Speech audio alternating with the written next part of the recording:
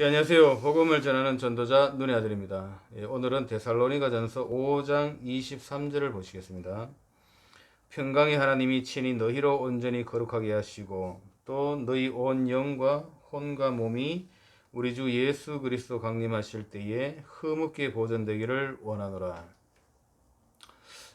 여기 데살로니가전서 5장 23절에 보면은 3분설로 되어 있죠. 사람의 영, 그 다음에 혼, 그 다음에 몸 이렇게 되어 있는데요.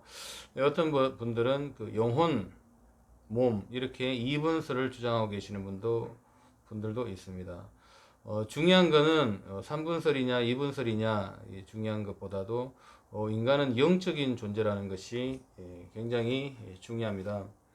3분설로 이렇게 봤을 때는 그럼 영이 하는 역할이 뭐냐? 뭐 그것은 이제 진짜 우리 자신을 사람을 영이라 그러죠. 그 영적인 역할을 보면은 성령이 있을 때에는 하나님과 소통, 교제의 의미를 가지고 있죠. 영이 죽었다라는 얘기는 하나님의 영이 떠난 상태, 그걸 영이 죽었다 그러는데요.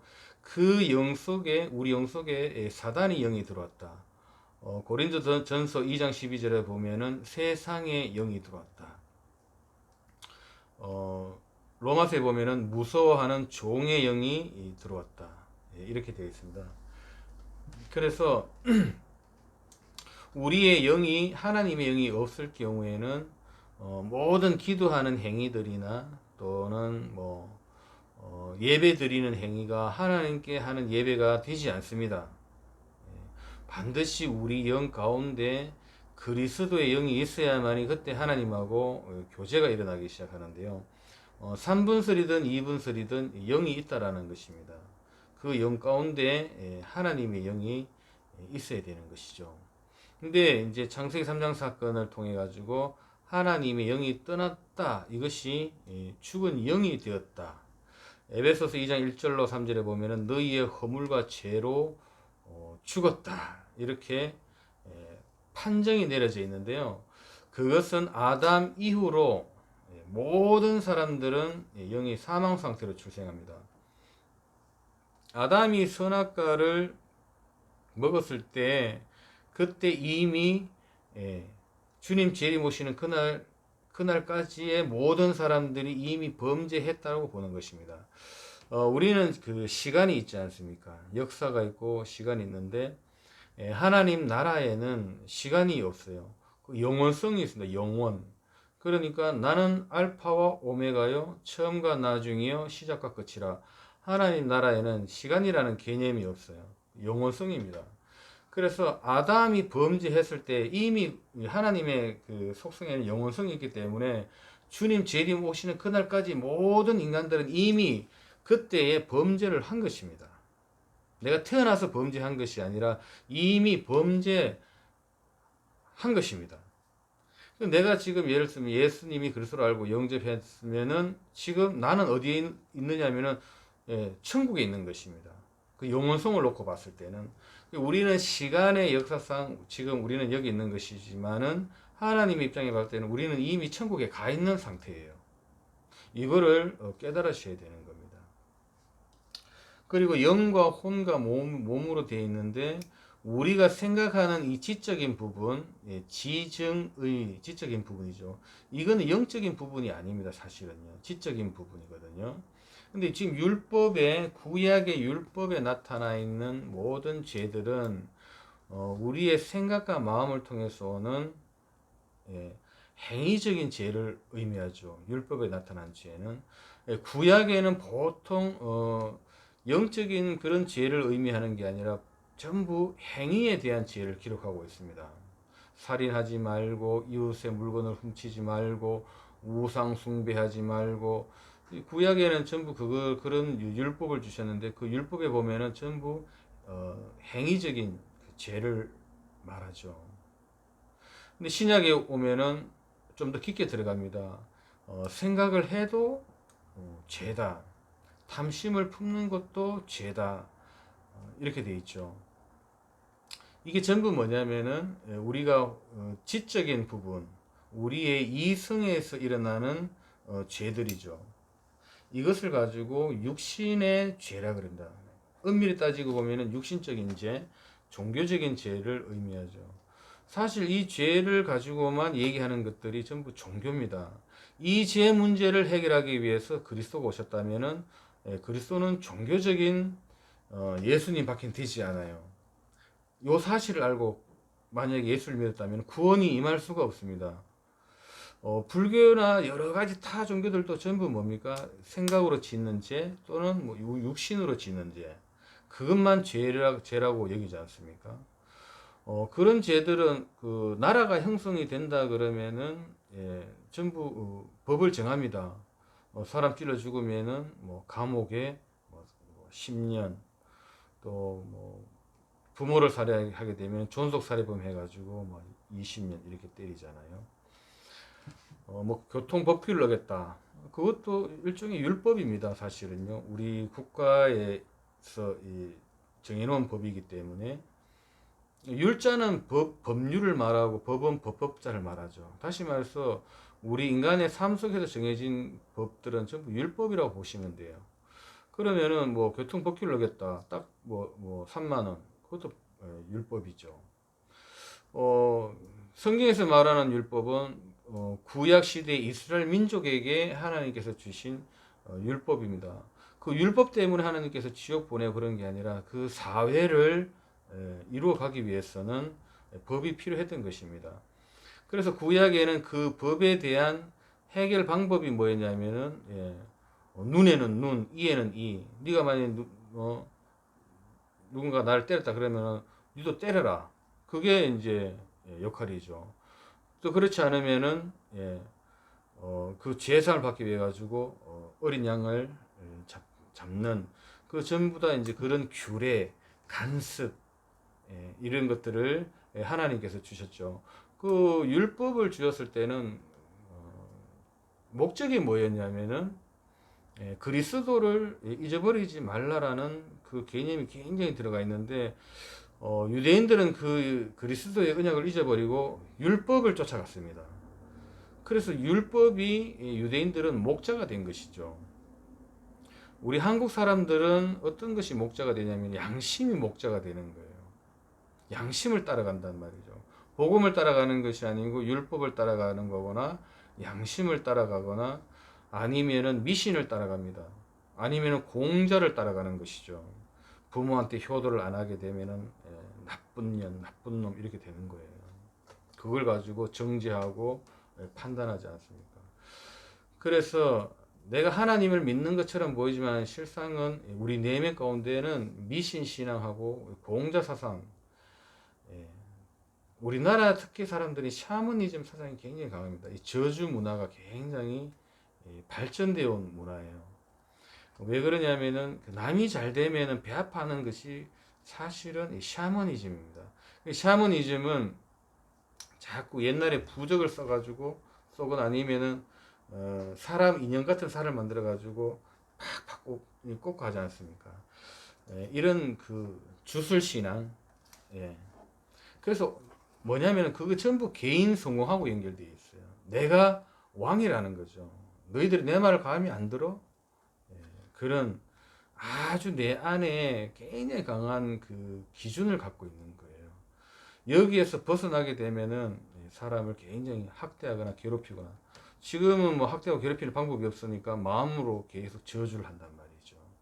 이 내 안에 이 엄청난 그걸 볼 줄 알아야 돼요. 내 안에 지금 미신 신앙과 기복 신앙 또 종교적인 부분 또 신비주의 같은 거, 율법주의, 또 양심에 의해 가지고 사람을 판단하고 분석하는 거.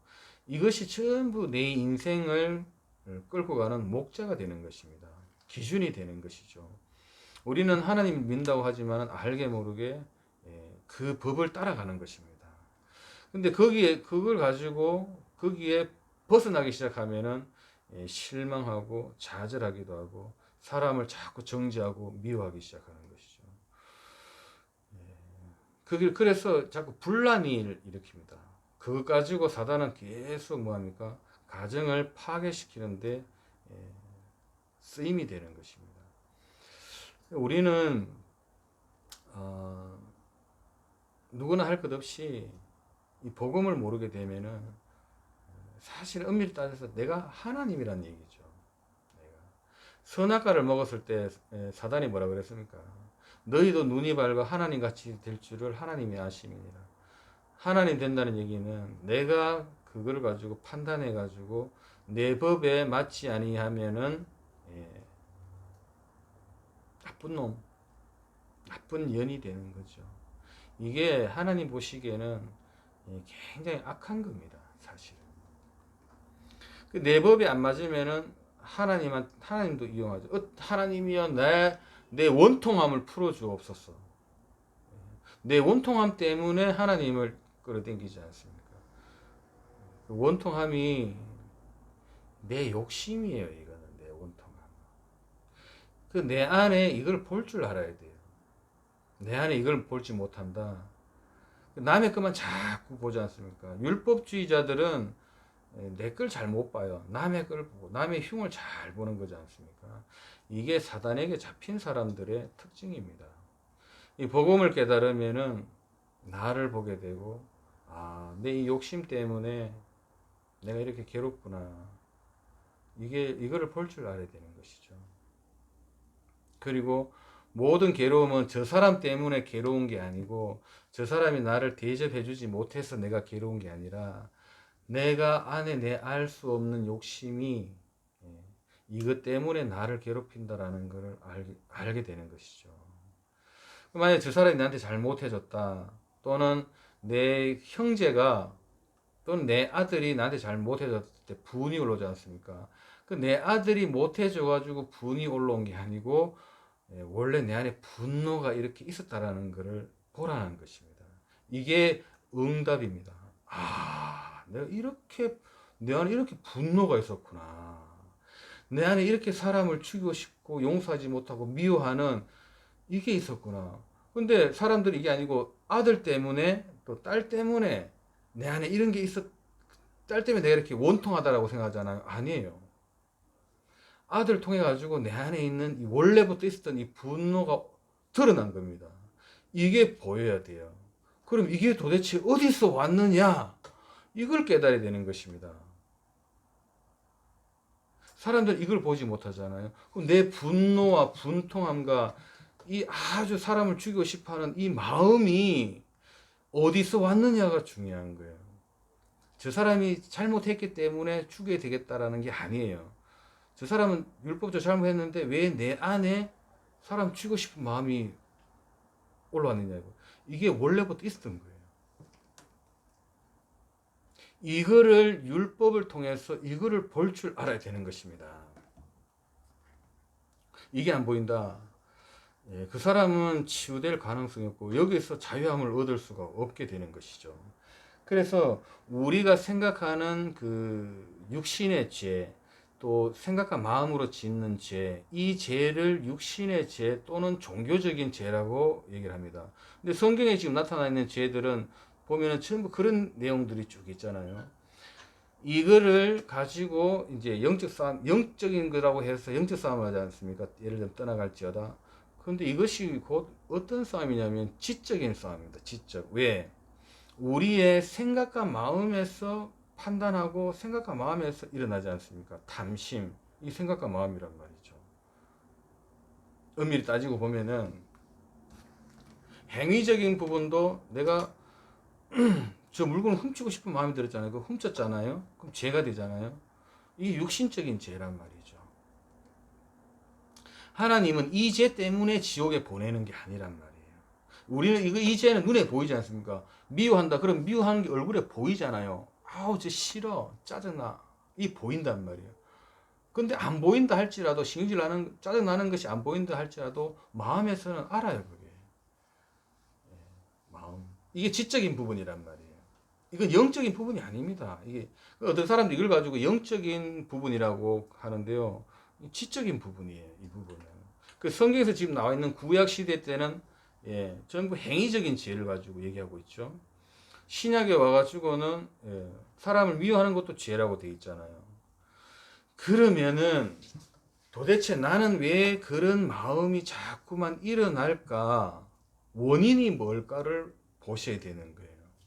그래서 로마서 3장 20절에 보면은 율법으로는 죄를 깨달음이라. 이 율법을 가지고 죄를 깨닫는데 이 성경에서 말하는 진짜 죄는 뭐냐면은 원죄를 말합니다. 원죄. 그 원죄가 뭐냐면은 사단이 원죄예요. 이게 죄덩어리란 말이에요. 죄의 근원은 사단입니다. 사단. 이놈이 인간 속으로 다 들어왔다는 거예요. 그래서 요한복음 8장 44절에 너희는 너희 아비 마귀, 너희 아비가 네 속에 있기 때문에 자꾸만 신경질 나고 짜증나고 분노가 나면 살인하고 싶은 마음이 올라오는 겁니다. 누가 내게 잘못하면은 내 돈 뭐 한 2천만 원 훔쳐가면은 주고 싶잖아요. 근데 2천만 원 뺏겨서 주고 싶은 게 아니라 원래부터 주고 싶은 마음이 있다라는 거예요. 그 주고 싶은 마음이 누구냐면은 그 뒤 배후에 사단의 영이 사단이가 있다라는 거예요. 요거를 보라는 거예요. 그래서 성경은 뭐냐면은 눈에 보이지 않는 죄 문제를 해결하는 것이에요. 그 눈에 보이지 않는 죄, 그 죄의 근원이 누구냐면은 그놈이 사단입니다. 하나님 떠나가지고 사단에게 잡혔다라는 거예요. 이것을 율법을 통해서 볼 줄 알아야 돼요. 자꾸 종교는 내 죄 때문에 십자가 죽었다 그러잖아요. 아니에요. 내 죄 때문에 십자가 죽었다 그러면은 그 사람은 복음을 이해 못하고 구원이 없는 사람들이에요. 종교는 전부 내가 갖고 있는 이 자범죄를 가지고 얘기하는데요. 성경은 그런 게 아닙니다. 복음은 하나님 떠나가지고 네가 영이 죽었는데 네 영 가운데 마귀의 영이 들어왔다. 그 마귀의 영이 원죄가 들어와서 그래서 네가 자꾸만 죄를 짓는 거야. 이거를 깨달아야 되는 겁니다. 그래서 내가 원죄 사단에게 잡혔구나. 그것 때문에 지옥 가는구나. 요거를 발견되어졌다면요. 예. 복음을 이해한 사람이에요. 그러면은 내 뒷 배후에서 조정했잖아요.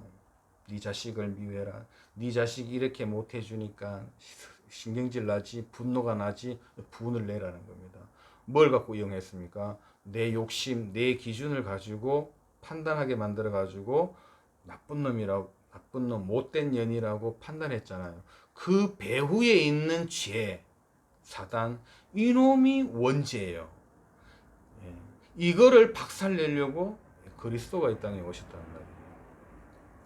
그래서 십자가상에서 사단의 권세를 깨뜨렸다는 말은 죄의 근원을 완전히 박살낸 사건입니다. 그리고 십자가에 죽고 부활하심으로써 의로운 분으로 십자가에 죽으시면 우리의 범죄함 때문에 로마서 4장에 보면은 범죄함 때문에 내어준 바 되고 부활하심으로 의롭다. 우리를 의롭게 하려고 부활하셨다. 그래서 예수 그리스도를 영접함을 통해 가지고 그리스도의 영이 우리 가운데 들어오셨지 않습니까? 그래서 죄의 근원은 사라지고 의의 근원이 우리에게 들어왔기 때문에 그래서 우리 보고 하나님이 의인이라 부르는 것입니다. 그래서 죄의 근원이 떠나갔기 때문에 죄 문제가 해결됐다라는 것입니다. 사단의 권세가 영원히 떠나갔고 지옥 권세가 해결받았다. 이것이 복음입니다. 어떤 분들은 그러죠. 그럼 뭐 죄를 지어도 되냐? 뭐 안 되냐? 뭐 그럼 나쁜 짓을 해야 되냐? 그런 거는 복음이 아니래도 어렸을 때부터 다 배우지 않습니까? 배운데도 못 하잖아요. 사람들은. 기독교에서만 그런 거 가르쳐 줍니까? 태어날 때부터 부모님께 효도하고 다 배우잖아요. 도둑질 하지 말고 선하게 살고 착하게 살아라고 얼마나 많이 배웁니까? 공자도 가르쳤죠. 그래서 공자 때문에 망해놓고도 또 공자를 또 섬기잖아요. 불교는 그런 얘기 안 합니까? 자비를 베푸고 선을 행하고 사람을 찔러 죽이지 말고 이게 다 했어요. 굳이 그런 얘기를 다 했는데 꼭 기독교가 가지고 또 그런 얘기를 또 그거를 죄라 그래가지고 십자가에 못 박혀 죽고 아닙니다. 이 하나님 떠나가지고 인간이 왜 죄를 끊임없이 짓는 그 원인을 밝혀놓은 책이에요. 그 원인이 뭐냐? 인간 속에 하나님 떠나가 전부 사단이 다 들어왔다. 그 사단이가 네 속에서 끊임없이 네 욕심을 일으키고 죄를 짓게 만들고 가정을 파괴하고 분열시킨다. 내가 사단의 통로가 될 수 있다는 걸 보셔야 돼요. 아, 저놈이 사단의 통로구나. 전연이 들어와 우리 집안에 들어와가지고 우리 집안을 개판 만들었구나. 아닙니다. 내가 사단의 통로라는 걸 봐야 돼요. 나를 안 보잖아요. 사람들은 내 나를 안 봐요. 전부 전연 때문에, 저놈 때문에, 저 인간 때문에 우리 집이 망했다 그러잖아요. 그렇게 지적질하는 그 사람이요, 영적인 문제가 아주 심각한 사람이에요. 그 사람 때문에, 그렇게 지적하는 그 사람 때문에 가정 다 무너졌다는 걸 본인만 모르고 있어요. 다른 사람들은 다 알고 있는데. 복음을 깨달으면은 내가 얼마나 추악한 존재라는 것을요, 하나님께서 드러내요. 왜 추악한 모습이냐? 내가 사단하고 함께 살았구나. 사단이가 원하는 짓만 골라서 했구나. 그래서 그렇게 율법에 흠이 없는 바울이 이런 얘기했지 않습니까? 내가 죄인 중에 개수구나. 복음 깨달은 사람들은요, 이걸 보는 겁니다. 아, 내가 하나님 떠나가지고 내가 참 착하고 좋은 사람인 줄 알았는데 알고 보니까 내가 완전 죽일 놈이었구나. 죽일 놈. 천하의 악질이네. 제가요, 복음 깨닫고 그걸 알았어요. 욕심 덩어리에다가 내가 천하의 악질이라는 걸 내가 알았어요. 왜? 내가 마귀 시키는 거 그대로 하고, 마귀가 좋아하는 걸 그대로 하고, 마귀의 도구로서 해방하고, 우리 집 분열시키고, 분쟁을 일으키고, 왜 내 욕심이 안 맞으니까, 형제고 지랄이고 간에 필요 없어 하면서, 그게 전부 뭐냐? 내가 사단의 통로라는 걸 알게 된 거죠. 우리는 자범죄 이렇게 조금 지었던지, 아, 이게 하나님 떠나서 내가 마귀한테 잡혀서 이렇게 왔구나. 그때부터 나를 이해하고 또 그런 내 모습을 사랑하게 되고, 알기 때문에 이제 사단의 통로가 어떤 것이 통로가 되는 걸 알기 때문에 내 안에 이 새끼가 또 이렇게 와가지고 내 욕심을 해가지고 또 건드리는구나 알게 되는 것이죠. 사람들은 다 각기 하나님 떠나서 자기 법이 있습니다. 남녀노소 누구나 할 것 없이 어린아이든 다 할 것 없이 자기 법을 갖고 있어요. 그거를 우리는 이해하고 인정해 줄 줄 알아야 됩니다. 그들 또한 하나님 떠나서 마귀한테 잡혔기 때문에 그들도 자기 의지대로 못해요. 그래서 불쌍한 겁니다. 사실 어떤 면에서 보면 하나님이 우리가 뭐 하나 훔쳐 먹은 것 또는 옛날에 과거에 어떤 죄 지었던 것 그거 책망하려고 십자가 못 박혀 죽으신 거 아니에요. 아담의 원죄가 사람 속에 다 들어가서 하나님 떠나가지고 이제는 하나님하고 인간하고 원수된 사건이에요. 그래서 우리를 끈지러 오신 분이에요. 다시 말해서 소속을 바꾸라는 겁니다. 네가 마귀의 자녀에서 하나님 자녀로 바꾸라. 이것이 복음입니다. 그럼 어떻게 바꾸느냐? 영접하는 자 곧 그 이름을 믿는 자들에게는 하나님의 자녀가 되는 권세를 주셨습니다. 우리의 주인은 마귀잖아요. 그리스도를 통해서 주인을 바꾸라는 겁니다. 그리고 이 마귀 자녀일 때 마귀 자녀이면서 누굴 따라갔습니까? 양심을 따라가고 율법을 따라가고 미신을 따라가고 기복 따라가고 종교를 따라가는 겁니다.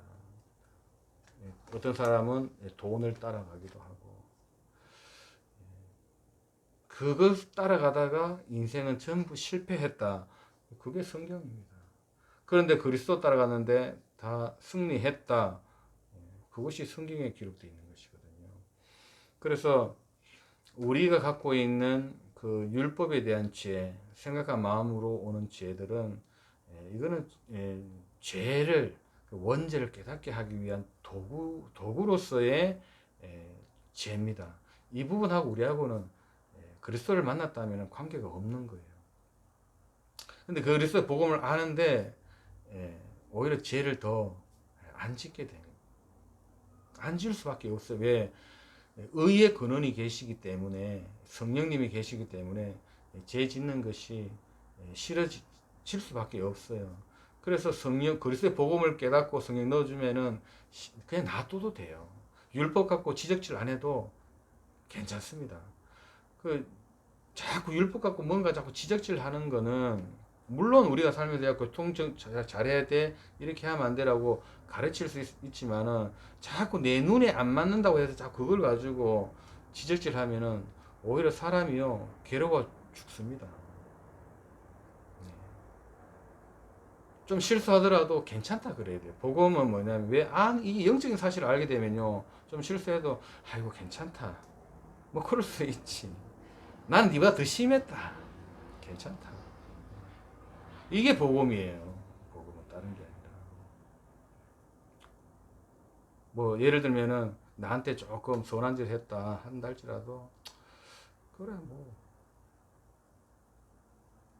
괜찮은 거야 그거. 뭐, 살아있으면 된 거지 뭐. 이렇게.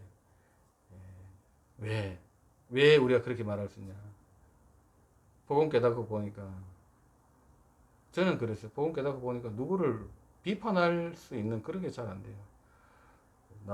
내가 보니까 더 억만 죄인 중에 보니까 괴수인데 내가 누구를 판단할 수 있겠습니까?